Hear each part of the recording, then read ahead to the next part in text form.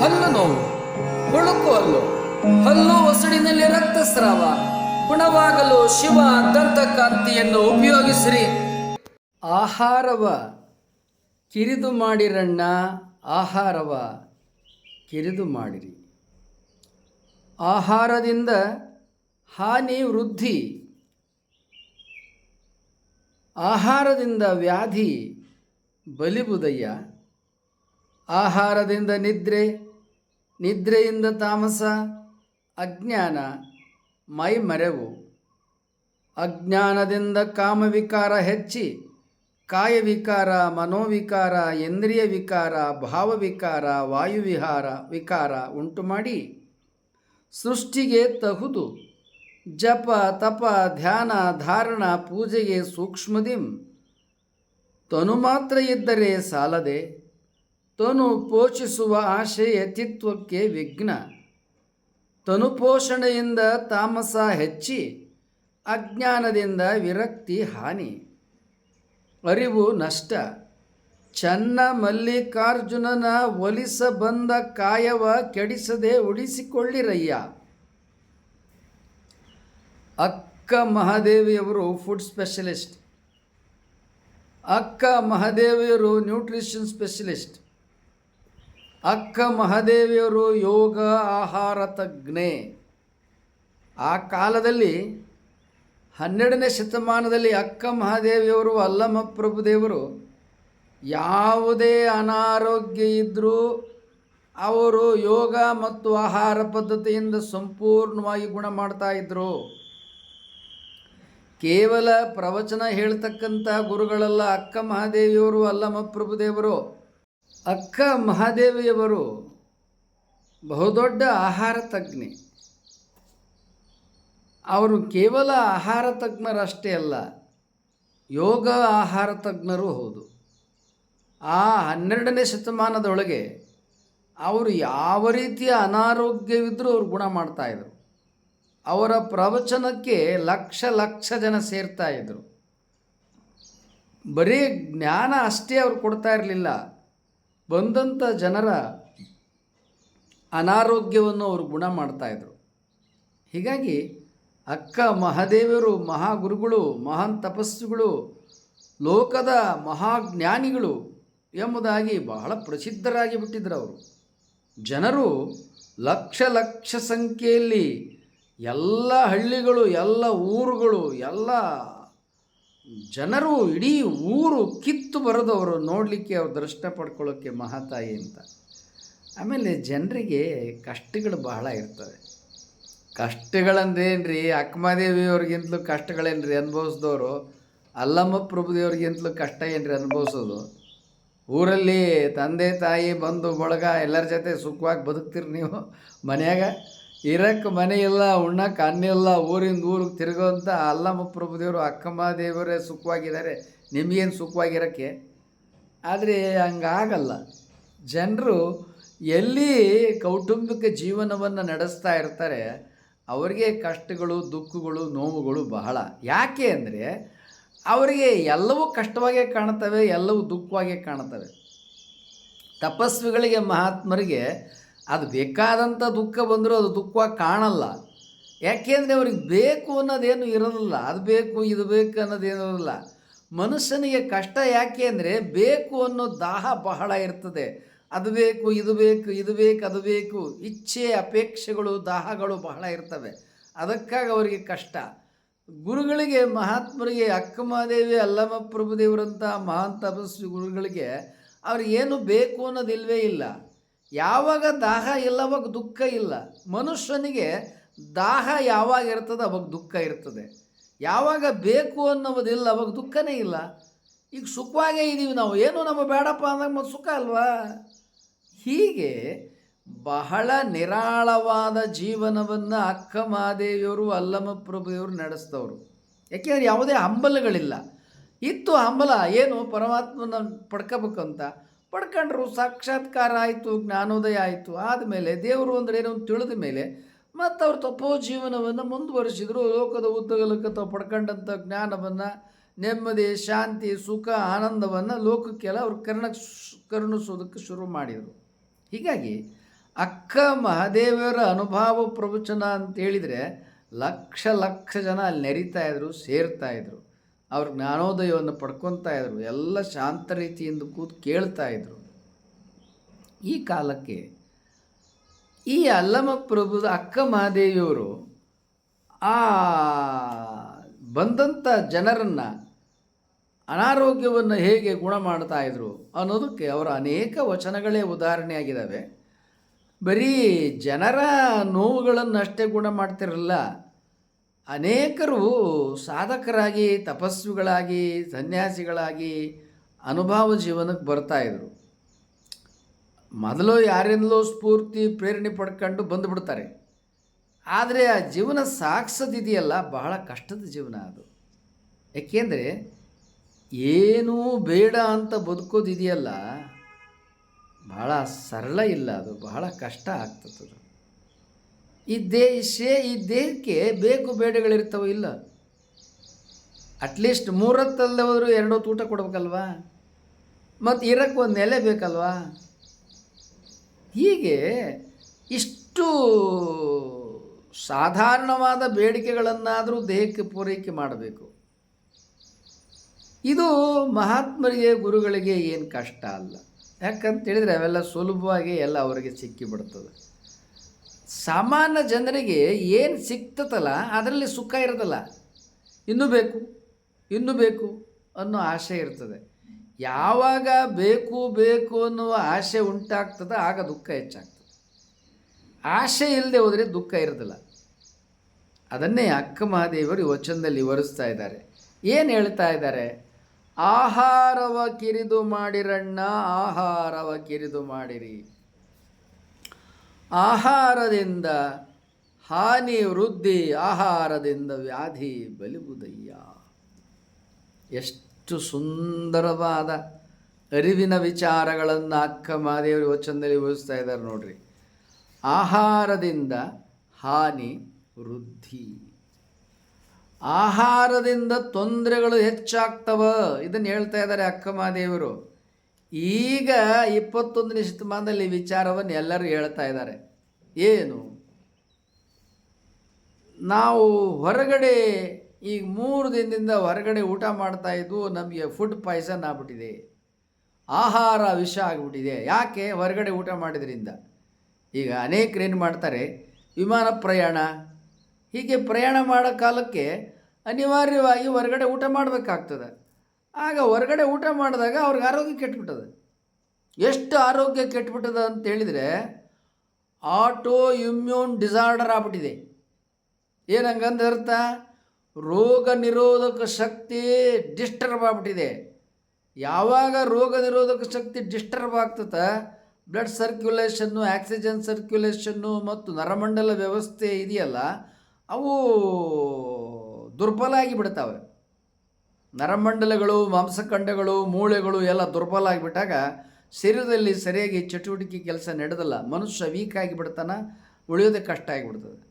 ಇಂಥ auto immune disorder ಈಗ ಹೆಚ್ಚಾಗ್ಬಿಟ್ಟಿದೆ. ಇದು ಎಲ್ಲ ಫುಡ್ ಪಾಯ್ಸನಿಂದ ಆಗ್ತದೆ. ಇದನ್ನೆಲ್ಲ ನಮ್ಮಲ್ಲಿ ಯೋಗ ಕಲಿಯಕ್ಕೆ ಬಂದವರು ಹೇಳ್ತಾ ಇರ್ತಾರೆ, ಫುಡ್ ಪಾಯ್ಸನ್ ಆಗಿದೆ, ಫುಡ್ ಪಾಯ್ಸನ್ ಆಗಿದೆ. 12ನೇ ಶತಮಾನದಲ್ಲಿಯೇ ಈ ಫುಡ್ ಪಾಯ್ಸನ್ ವಿಚಾರವನ್ನು ಅಕ್ಕ ಮಹಾದೇವರು ವಚನದಲ್ಲಿ ಪ್ರಸ್ತಾಪ ಮಾಡಿಬಿಟ್ಟಿದ್ದಾರಲ್ರಿ. ಆಹಾರವ ಕಿರಿದು ಮಾಡಿರಣ್ಣ, ಆಹಾರವ ಕಿರಿದು ಮಾಡಿರಿ, ಆಹಾರದಿಂದ ಹಾನಿ ವೃದ್ಧಿ ಬಲಿಬುದಯ್ಯ. ಆಹಾರದಿಂದ ಏನಾಗ್ತದ? ಆಹಾರವನ್ನು ಕಡಿಮೆ ಮಾಡಿ. ಇದು ಅಕ್ಕ ಮಹಾದೇವರ ಮೊದಲನೇ ಪದ ವಾಕ್ಯ. ಆಹಾರದಿಂದ ಹಾನಿ ವೃದ್ಧಿ ಹೇಳ್ತಾ ಇದ್ದಾರೆ ಮುನ್ನುಡಿ. ಆಹಾರದಿಂದ ಹಾನಿ ಹೆಚ್ಚಾಗ್ತದ, ಆರೋಗ್ಯಕ್ಕೆ ಹಾನಿ ಆಗ್ತದ. ಅಕ್ಕ ಮಹಾದೇವರು ವಚನವನ್ನು ಹೇಳಿಬಿಟ್ಟಿದ್ದಾರೆ. 12ನೇ ಶತಮಾನದಲ್ಲಿ ಫುಡ್ ಪಾಯ್ಸನ್ ಆಗ್ತದೆ ಅನ್ನೋದನ್ನು 12ನೇ ಶತಮಾನದಲ್ಲಿ ಅಕ್ಕ ಮಹಾದೇವರು ಹೇಳ್ತಾ ಇದ್ದಾರೆ. ಆಹಾರದಿಂದ ಹಾನಿ ವೃದ್ಧಿ, ಆಹಾರದಿಂದ ಅನಾರೋಗ್ಯ ಹೆಚ್ಚಾಗ್ತದ. Auto immune disorder, food poison, ಪಚನಕ್ರಿಯೆ ದೋಷ, ವಾಂತಿ, ಭೇದಿ, ನಿಶಕ್ತಿ, ದುರ್ಬಲ ನರಮಂಡಲ, ದುರ್ಬಲ ಮೂಳೆಗಳು, ಹೀಗೆ ಅನೇಕ. ಹಾಗಾದರೆ ಅಕ್ಕಮಹಾದೇವರಿಗೆ ವಿಚಾರಗಳೆಲ್ಲ ಹೆಂಗೆ ಗೊತ್ತಾಯಿತು ರೀ? ಲೋಕ ಸಂಚಾರ ಮಾಡಿದಂಥ ಗುರುಗಳ್ರಿ ಅವರು. ಲೋಕ ಸಂಚಾರ ಮಾಡೋ ಕಾಲಕ್ಕೆ ಅಡುಗೆ ನೀರು ಬದಲಾವಣೆ ಆಗ್ತದೆ, ಆಹಾರ ಬದಲಾವಣೆ ಆಗ್ತದೆ, ಹೀಗೆಲ್ಲ ಏನೆಲ್ಲ ಬದಲಾವಣೆ ಆಗ್ತದಲ್ವಾ. ಈಗ ಉತ್ತರ ಕರ್ನಾಟಕದ ಅಡುಗೆನೇ ವ್ಯವಸ್ಥೆನೇ ಬೇರೆ, ಹಳೆ ಮೈಸೂರು ವ್ಯವಸ್ಥೆನೇ ಬೇರೆ, ಗುಲ್ಬರ್ಗ ಧಾರವಾಡದಲ್ಲೇ ಬೇರೆ, ಮಂಗಳೂರು ಕಡೆನೇ ಬೇರೆ, ದಾವಣಗೆರೆ ಚಿತ್ರದುರ್ಗ ಅಲ್ಲೇ ಬೇರೆ, ಶಿವಮೊಗ್ಗದಾಗನೇ ಬೇರೆ, ಬೆಂಗಳೂರು ನಗರದಲ್ಲೇ ಬೇರೆ, ತುಮಕೂರು ಹಾಸನ ಮಂಡ್ಯ ಅಲ್ಲಿ ವ್ಯವಸ್ಥೆನೇ ಬೇರೆ. ಹೀಗೆ ಫುಡ್ಡು ತಗೊಳ್ಳೋ ವ್ಯವಸ್ಥೆ ಇದೆಯಲ್ಲ, ಅದು ಪ್ರಾದೇಶಿಕ ವೈಲಕ್ಷಣ್ಯಕ್ಕೆ ಅನುಗುಣವಾಗಿ ಬದಲಾವಣೆ ಆಗ್ತದೆ. ಭೂಮಿ, ಹವಾಗುಣ, ನೀರು, ಹೀಗೆ ಜನರು, ಆಹಾರ ವಿಹಾರ, ದೈನಂದಿನ ವೇ ಆಫ್ ಲೈಫ್ಗೆ ಅನುಗುಣವಾಗಿ ಇವೆಲ್ಲ ಬದಲಾವಣೆ ಆಗ್ತದೆ. ಇನ್ನು ಕರ್ನಾಟಕನೇ ಹಿಂಗೆ. ಇನ್ನು ಉತ್ತರ ಭಾರತ ಹೋಗ್ಬಿಟ್ರಂತೂ ಮುಗದೇ ಹೋಯ್ತು. ಅಲ್ಲಿ ಬಿಸಿಲು, ಮಳೆ, ಬರಗಾಲ, ಹಿಂಗೇನೇನೋ ಎಲ್ಲ ಬದಲಾವಣೆ ಆಗ್ತದೆ. ಪ್ರಾದೇಶಿಕ ವೈಲಕ್ಷಣ್ಯಕ್ಕೆ ಅನುಗುಣವಾಗಿ ಆಹಾರ ಪದ್ಧತಿಯು ಕೂಡ ಬದಲಾವಣೆ ಆಗುತ್ತೆ. ಆವಾಗ ಆಹಾರ ಪದ್ಧತಿ ಬದಲಾವಣೆ ಆಗ್ತದೆ, ಅದು ಹೊಂದ್ಕೋಬೇಕಾಗ್ತದೆ. ಈ ಪ್ರದೇಶದ ಜನರು ಆ ಪ್ರದೇಶಕ್ಕೆ ಹೋದಾಗ ಆಗ ಅನಾರೋಗ್ಯ ಆಗುತ್ತೆ. ಈ ವಿಚಾರವನ್ನು ಅಕ್ಕಮಹಾದೇವರು 12ನೇ ಶತಮಾನದಲ್ಲಿ ಪ್ರಸ್ತಾಪ ಮಾಡಿದ್ದಾರೆ. ಅಕ್ಕ ಮಹಾದೇವಿಯವರು ಮಹಾನ್ ತಪಸ್ವಿಗಳು. ಅವರಿಗೆ ಎಷ್ಟು ಆಹಾರ ತಗೋಬೇಕು, ಎಷ್ಟು ನೀರು ಕುಡಿಬೇಕು, ಏನು ಊಟ ಮಾಡಬೇಕು, ಏನು ಊಟ ಮಾಡಬಾರ್ದು, ನಮ್ಮ ಆಹಾರ ವಿಹಾರ ಹೇಗೆ ಇದ್ದರೆ ಆರೋಗ್ಯ, ಆಹಾರ ವಿಹಾರ ಹೇಗೆ ಇರದೇ ಹೋದರೆ ಅನಾರೋಗ್ಯ, ಇದು ಅವರಿಗೆಲ್ಲ ಚೆನ್ನಾಗಿ ಗೊತ್ತು. ಯಾಕೆ ಅಂತೇಳಿದರೆ ತಪಸ್ವಿಗಳಿಗೆ ಆಹಾರ ನಿಯಂತ್ರಣ ಚೆನ್ನಾಗಿ ಗೊತ್ತು. ಯಾವ ಆಹಾರ ತಗೋಬೇಕು, ಯಾವ ಆಹಾರ ತಗೋಬಾರ್ದು ಚೆನ್ನಾಗಿ ಗೊತ್ತು. ತಪಸ್ವಿಗಳು ಮಳೆ, ಚಳಿ, ಬಿಸಿಲು ಇಲ್ಲಿ ತಾವು ತಪಸ್ಸನ್ನು ನಿಸರ್ಗದಲ್ಲಿ ನಡೆಸೋರು. ನಮ್ಮ ಶರೀರ ಮಳೆಗಾಲಕ್ಕೆ ಹೇಗೆ ಸ್ಪಂದನ ಮಾಡ್ತದೆ, ಚಳಿಗಾಲಕ್ಕೆ ಹೇಗೆ ಸ್ಪಂದನ ಮಾಡ್ತದೆ, ಮಳೆಗಾಲಕ್ಕೆ ಹೇಗೆ ಸ್ಪಂದನ ಮಾಡ್ತದೆ, ಅದನ್ನು ತಪಸ್ಸುಗಳು ಕಂಡುಕೊಂಡಿರ್ತಾರೆ. ಯಾಕೆಂದರೆ ಅವ್ರು ನಿಸರ್ಗದಲ್ಲಿ ಇರ್ತಾರಲ್ಲ, ಮಳೆ, ಚಳಿ, ಗಾಳಿ, ಬಿಸಿಲಾಗ. ಹೀಗಾಗಿ ಋತುಮಾನಗಳಿಗೆ ಅನುಸಾರವಾದ ಜೀವನವನ್ನು ಪ್ರಕೃತಿಯಲ್ಲಿ ತಪಸ್ಸುಗಳು ನಡೆಸ್ತಾರೆ. ಒಂದು ಊರಿನಿಂದ ಇನ್ನೊಂದು ಊರಿಗೆ ಸಂಚಾರ ಮಾಡ್ತಾರೆ. ಪ್ರಾದೇಶಿಕ ವೈಲಕ್ಷಣ್ಯಗಳು ಅವರ ಜೀವನದೊಳಗೆ ಎದುರಾಗ್ತವ. ಹೀಗಾಗಿ ಅವರು ಯೋಗ ಆಹಾರದಿಂದ ಆರೋಗ್ಯವನ್ನು ಕಂಡುಕೊಳ್ಳೋದು ಹೇಗೆ ಅನ್ನೋದು ಅವ್ರಿಗೆ ಗೊತ್ತಿರ್ತದೆ. ಅದಕ್ಕಾಗಿ ಅಕ್ಕ ಮಹಾದೇವಿಯವರು ಬಹುದೊಡ್ಡ ಆಹಾರ ತಜ್ಞರು, ಬಹುದೊಡ್ಡ ಯೋಗ ತಜ್ಞರು. ಅಲ್ಲಮ ಪ್ರಭುದೇವರು, ಅಕ್ಕ ಮಹಾದೇವಿಯವರು ಯೋಗ ಆಹಾರ ತಜ್ಞರು.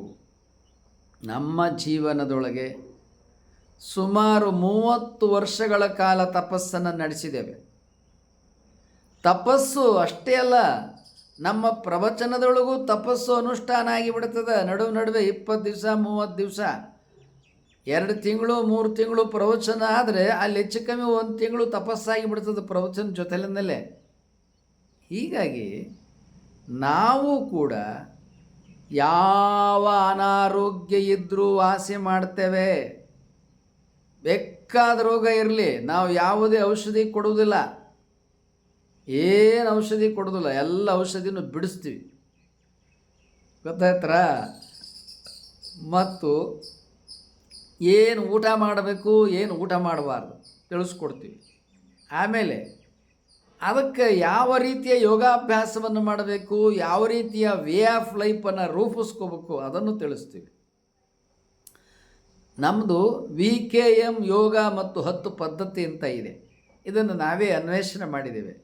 ಈ ಅನ್ವೇಷಣೆ ಮಾಡಿರುವುದರಿಂದ ಯಾವ ರೀತಿಯಲ್ಲಿ ನಮ್ಮ ಆಹಾರ ವಿಹಾರ ಇರಬೇಕು, ಯಾವ ರೀತಿಯಲ್ಲಿ ನಮ್ಮ ವೇ ಆಫ್ ಲೈಫ್ ಇರಬೇಕು ಅನ್ನೋದನ್ನೆಲ್ಲ ಸಂಪೂರ್ಣವಾಗಿ ನಿಮಗೆ ತಿಳಿಸಿಕೊಡ್ತೀವಿ. ನಮಗದು ಸಂಪೂರ್ಣವಾಗಿ ಗೊತ್ತಿದೆ. ಗೊತ್ತಿರುವ ಕಾರಣ ನಾವು ಆರೋಗ್ಯವಾಗಿದ್ದೇವೆ. ನಮ್ಮ ಎಂದೂ ಜೀವನದಲ್ಲಿ ಯಾವ ಅನಾರೋಗ್ಯನೂ ಬಂದಿಲ್ಲ, ಬಂದರೂ ಅವನ್ನು ಅರ್ಧ ಗಂಟೆಯಲ್ಲೇ ಓಡಿಸಿಬಿಡ್ತೇವೆ. ಚಳಿ, ಮಳೆ, ಗಾಳಿ, ಬಿಸಿಲು ವ್ಯತ್ಯಾಸವಾದಾಗ ನಮಗೂ ಚಳಿ ಜ್ವರ ಬರೋದಲ್ಲ ಅನ್ನಂಗಿಲ್ಲ. ಆದರೆ 20-30 ನಿಮಿಷದಲ್ಲೇ ಸಂಪೂರ್ಣವಾಗಿ ಗುಣ ಮಾಡ್ಕೊಂಬಿಡ್ತೇವೆ, ಮತ್ತೊಮ್ಮೆ ಬರ್ದಂಗೆ. ಆಮೇಲೆ ಈ ಸೊಳ್ಳೆ ಕಚ್ಚಿದರೆ ಫ್ಲೂ ಬರ್ತದೆ. ಆ ಸೊಳ್ಳೆ ಕಚ್ಚಿ ಸೊಳ್ಳೆನ ತಪ್ಸೋಕ್ಕೆ ಯಾರ ಕೈಲಾಗತ್ತೆ? ಈ ಸೊಳ್ಳೆ ಕಚ್ಚಿದಂಥ ಸಂದರ್ಭದೊಳಗೆ ಕೆಲವು ಸಂದರ್ಭದೊಳಗೆ ಫ್ಲೂ ಬರುತ್ತೆ, ನಮಗೂ ಬರುತ್ತೆ. ಬಂದಾಗ ಏನು ಮಾಡ್ತೀವಿ, ಅರ್ಧ ಗಂಟೆಯಲ್ಲೇ ಗುಣ ಮಾಡ್ಕೊಂಡು ಬಿಡ್ತೇವೆ. ಅದು ಗೊತ್ತಿದೆ ನಮಗೆ ಹೇಗೆ ಗುಣ ಮಾಡ್ಕೊಳ್ಳೋದು ಅಂತ. ಯಾಕೆಂದರೆ ನಾವೇನು ಮೆಡಿಸಿನ್ಸ್ ತಗೊಳ್ಳೋದಿಲ್ಲ, ನಮ್ಮ ಹತ್ರನೇ ಇದೆ ಚಿಕಿತ್ಸೆ. ಹೀಗಾಗಿ ನಾವು ಯಾವುದೇ ಅನಾರೋಗ್ಯವನ್ನು ನಮ್ಮಲ್ಲಿಗೆ ಬಂದವರಿಗೆ ಗುಣ ಮಾಡಿಕೊಡ್ತೇವೆ. ಅಷ್ಟೇ ಅಲ್ಲ, ಜೀವನದಲ್ಲಿ ಇನ್ನೆಂದೂ ಅವರು ಯಾವ ಅನಾರೋಗ್ಯನೂ ಬರಬಾರದು ಅಂತ ಆರೋಗ್ಯವನ್ನು ಕೊಡ್ತೇವೆ.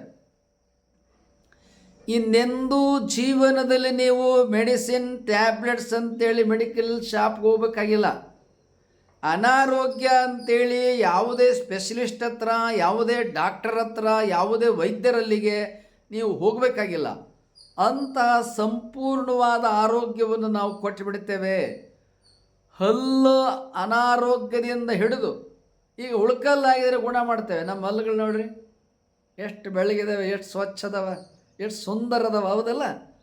ನಮ್ಮ ಹಲ್ಲುಗಳ ಆರೋಗ್ಯದಿಂದ ಹಿಡಿದು ಎಲ್ಲ ಆರೋಗ್ಯವನ್ನು ನಾವು ಕಾಪಾಡ್ಕೊಂಡಿದ್ದೇವೆ. ಇಂಥ ಆರೋಗ್ಯವನ್ನು ಇತರರು ಪಡೆದುಕೊಳ್ಳುವಾಗೆ ನಾವು ತಿಳಿಸಿಕೊಡ್ತೇವೆ. ನಾವು ಆರೋಗ್ಯವಾಗಿದ್ರೆ ತಾನೇ ನಿಮ್ಮನ್ನು ಆರೋಗ್ಯವಾಗಿಡೋದು. ಇದು ನಮ್ಮ ತಪೋ ಜೀವನದಿಂದ ಪಡ್ಕೊಂಡಿರ್ತಕ್ಕಂಥ ಸಾಧನೆ. ಇದನ್ನು ಪರಮಾತ್ಮ ಅನುಗ್ರಹ ಮಾಡಿದ್ದಾನೆ. ಹೀಗಾಗಿ ಅಕ್ಕ ಮಹಾದೇವಿಯವರು ದೊಡ್ಡ ಯೋಗ ಆಹಾರ ತಜ್ಞರು. ಅವ್ರ ವಚನಕ್ಕೆ ಹೋಗೋಣ. ಆಹಾರದಿಂದ ಅನಿವೃದ್ಧಿ, ಆಹಾರದಿಂದ ವ್ಯಾಧಿ ಬಲಿಬುದಯ್ಯ. ನೋಡಿ, ಆಹಾರದಿಂದ ರೋಗ ಹೆಚ್ಚಾಗ್ತದ, ಆಹಾರದಿಂದ ಆರೋಗ್ಯ ಕೆಡ್ತದ.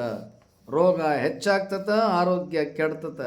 ಅಷ್ಟೇ ಅಲ್ಲ, ಆಹಾರದಿಂದ ನಿದ್ರೆ, ನಿದ್ರೆಯಿಂದ ತಾಮಸ, ಅಜ್ಞಾನ, ಮೈಮರೆವು.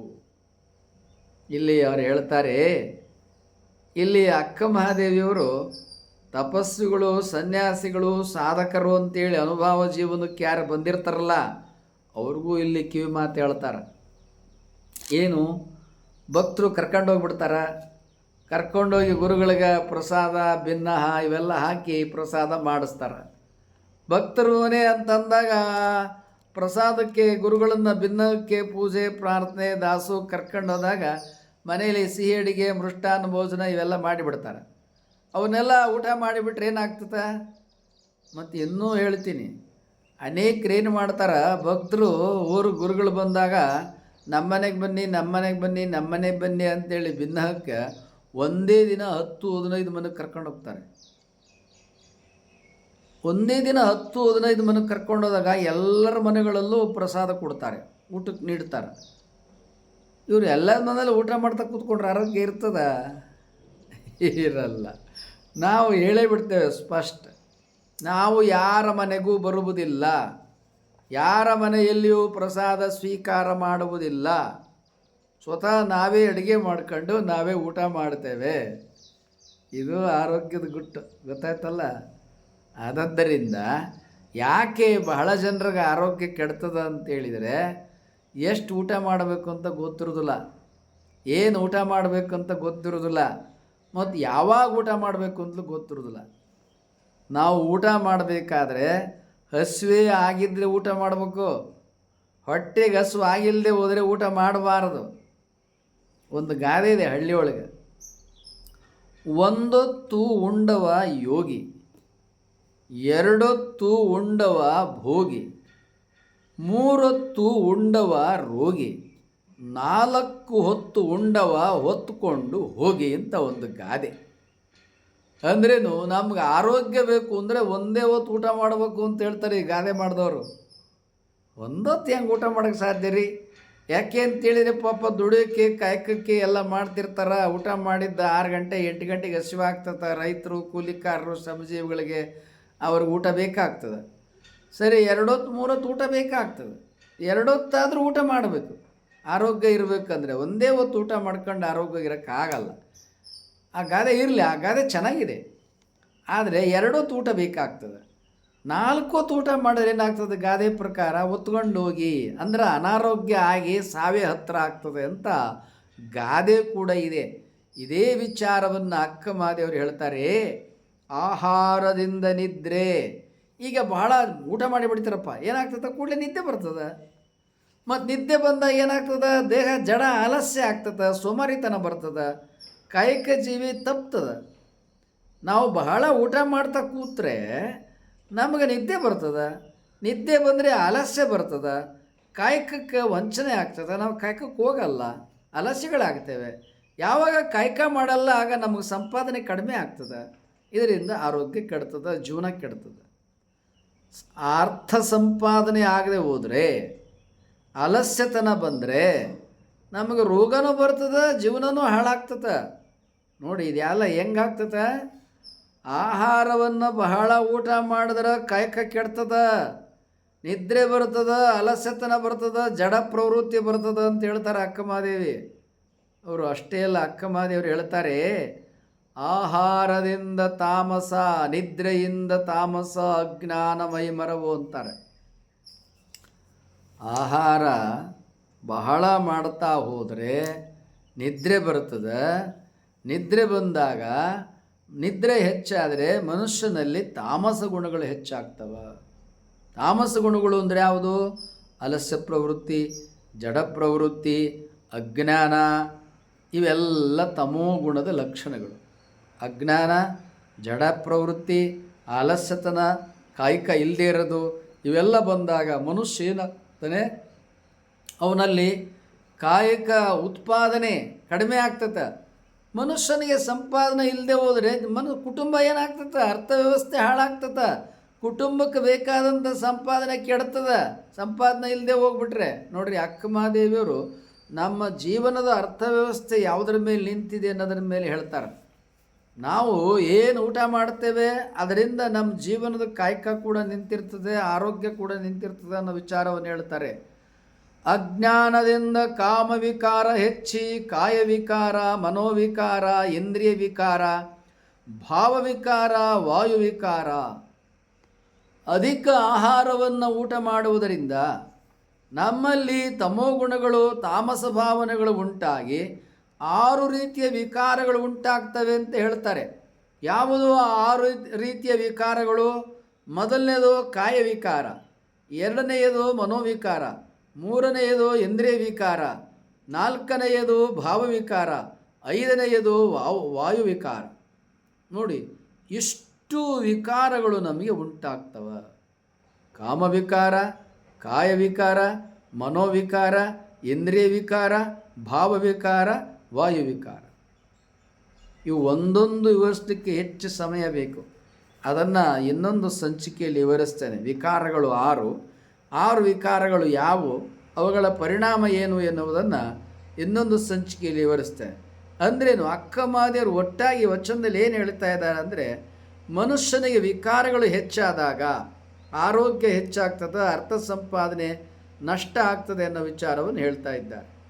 ಮನುಷ್ಯನಲ್ಲಿ 6 ರೀತಿಯ ವಿಕಾರಗಳು ಉಂಟಾದಾಗ ಏನಾಗತ್ತಪ್ಪ ಎಂಬುದಾಗಿ ಹೇಳಿದರೆ,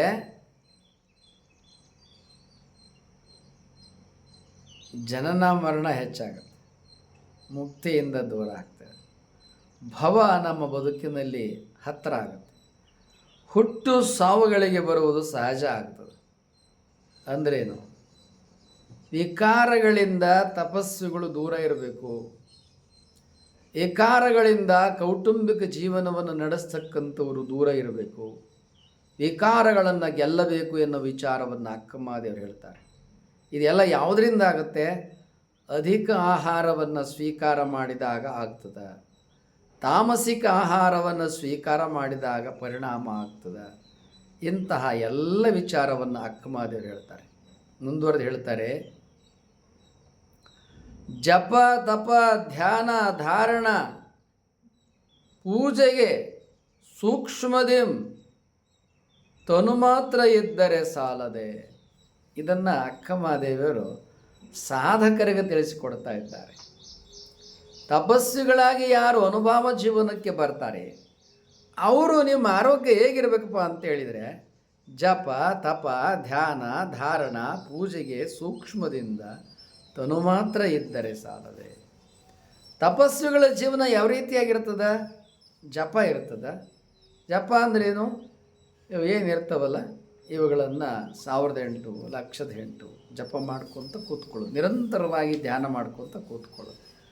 ಜಪ ಮತ್ತು ತಪ, ಧ್ಯಾನ, ಧಾರಣ, ಪೂಜೆ. ತಪಸ್ವಿಗಳ ಜೀವನ ವಿಧಾನ ಏನಪ್ಪ ಅಂತೇಳಿದರೆ ಅದು 5 ರೀತಿಯ ಲಕ್ಷಣಗಳಿಂದ ಕೂಡಿರ್ತದೆ ಅನ್ನೋದನ್ನು ಅಕ್ಕಮಹಾದೇವರು ಹೇಳ್ತಾರೆ. ಯಾವುದದು? ಪೂಜೆ, ಧಾರಣ, ಧ್ಯಾನ, ಜಪ, ತಪ. ಈ 5 ಲಕ್ಷಣಗಳು ಯಾರಲ್ಲಿ ಇರ್ತದೆ ಅವರೇ ತಪಸ್ವಿಗಳು, ಅವರೇ ಯೋಗಿಗಳು, ಅವರೇ ಗುರುಗಳು, ಅವರು ಮಹಾತ್ಮರು. ತಪಸ್ವಿಗಳ ವೇ ಆಫ್ ಲೈಫ್ ಯಾವ ರೀತಿಯಲ್ಲಿ ಇರ್ತದ ಅಂತೇಳಿದರೆ ಜಪ, ತಪ, ಧ್ಯಾನ, ಧಾರಣ, ಪೂಜೆ. ಇದಕ್ಕೆ ಅನುಗುಣವಾಗಿ ಆಹಾರ ಪದ್ಧತಿ, ಯೋಗ ಜೀವನ ಇರ್ತದೆ. ಅಂಥವರು ಮಹಾತ್ಮರಾಗ್ತಾರೆ. ಮುಂದುವರೆದು ಹೇಳ್ತಾರೆ, ತನು ಪೋಷಿಸುವ ಆಶೆ ಯತಿತ್ವಕ್ಕೆ ವಿಘ್ನ. ಯಾರಿಗೆ ದೇಹವನ್ನು ಸುಂದರವಾಗಿ ಇಟ್ಕೋಬೇಕು, ಸುಂದರವಾಗಿ ಇಟ್ಕೊಳ್ಳಿ.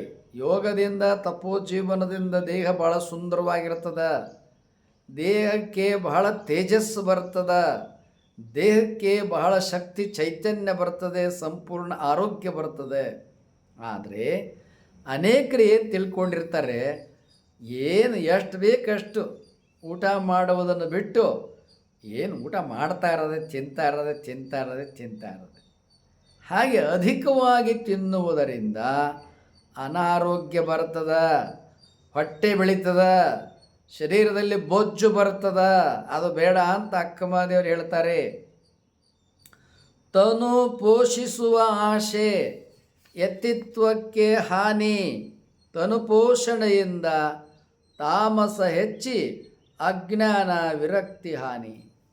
ಯಾರು ದೇಹ ಪೋಷಣೆ ಮಾಡ್ತಾರೆ, ದೇಹವನ್ನು ಬೆಳೆಸ್ಕೊಳ್ತಾರೆ, ಅವರಲ್ಲಿ ಜ್ಞಾನ ಬೆಳೆಯಲ್ಲ, ಅರಿವು ಬೆಳೆಯಲ್ಲ, ಯೋಗ ಜೀವನ ಬೆಳೆಯಲ್ಲ, ತಪೋಜೀವನ ಬೆಳೆಯಲ್ಲ.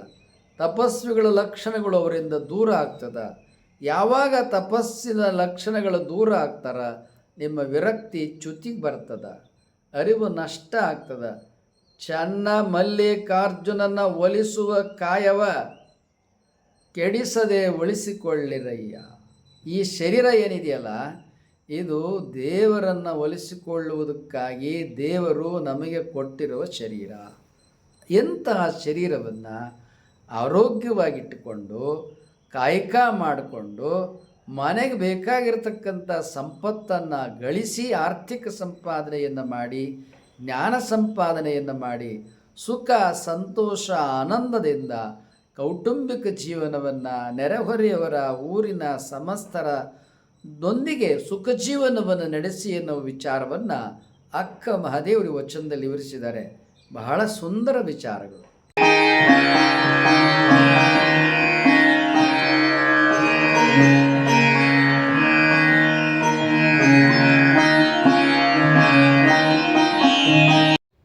ನೀವು ನಮಗೆ ಮೌಲಿಕವಾದ ಸಬ್ಸ್ಕ್ರೈಬರ್, ವ್ಯಾಲ್ಯುಬಲ್ ಸಬ್ಸ್ಕ್ರೈಬರ್. ನೀವಾಗಲೇ ಸಬ್ಸ್ಕ್ರೈಬ್ ಮಾಡಿರ್ಬೋದು. ಮಾಡಿಲ್ಲದೆ ಹೋದರೆ ಸಬ್ಸ್ಕ್ರೈಬ್ ಮಾಡಿ, ಲೈಕ್ ಮಾಡಿ. ಅಲ್ಲಿ ಬೆಲ್ ಬಟನ್ ಬರುತ್ತೆ, ಬೆಲ್ ಬಟನನ್ನು ಒತ್ತಿ. ನಿಮ್ಮ ವಾಟ್ಸಪ್ಪಲ್ಲಿ ಅನೇಕರ ನಂಬರ್ಗಳಿರುತ್ತೆ.